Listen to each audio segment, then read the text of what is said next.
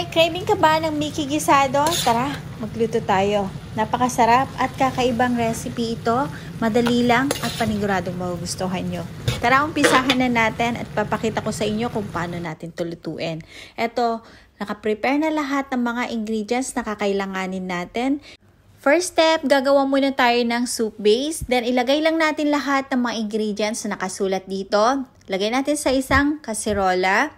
Then, pakuluan lang natin ito ng 30 minutes in medium heat. Then, after nito, pagka napakuluan na natin, set aside. Gawa muna tayo ng soup base para mas malasa at mas masarap yung ating sabaw na ilalagay sa ating Mickey Gisado. Nakaprepare na rin yung ating cabbage, carrots, red and green bell pepper, celery, and leek. And nakaprepare na rin yung ating minced garlic and onion. Ito yung ating pansit.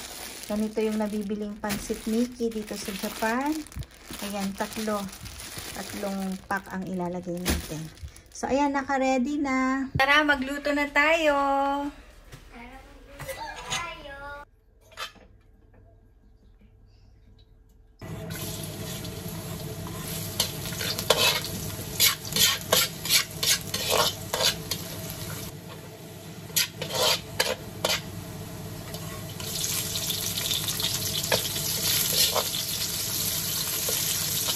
Kapag naigisa na natin mabuti yung bawang at sibuyas, pwede na natin ilagay dito yung karne. Huwag natin isama yung sabaw nito.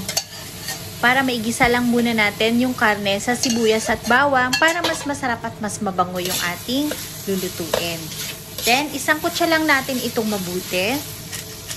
Mag-a-add na rin tayo dito ng black pepper. Ayan, ang bango. Then, lagay na rin natin yung ating mga veggies. Sama na rin natin yung cabbage. Then, isang kutsa lang natin itong mabuti.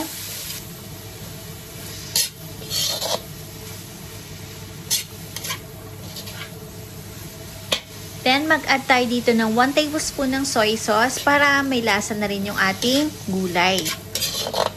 Then, i-mix lang natin itong mabuti. Para wag ma-overcook yung ating gulay, separate muna natin, lagay natin sa ibang lagayan.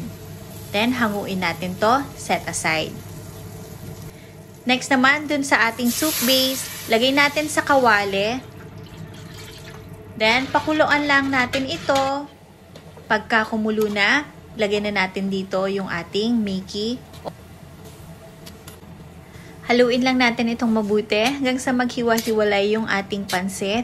Then mag-add tayo dito ng black pepper. Ang sarap magluto ng pansit dito sa kawali na to, no? Dala ko pa ito nung umuwi kami ng Pilipinas. Ayan, inuwi namin dito sa Japan.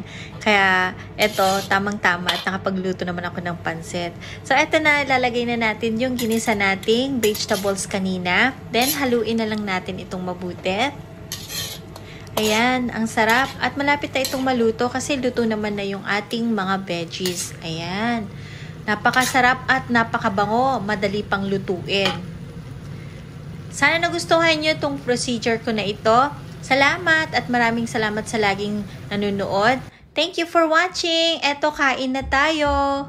Meron pa tayong kalamansi. Parang Pinas na Pinas talaga.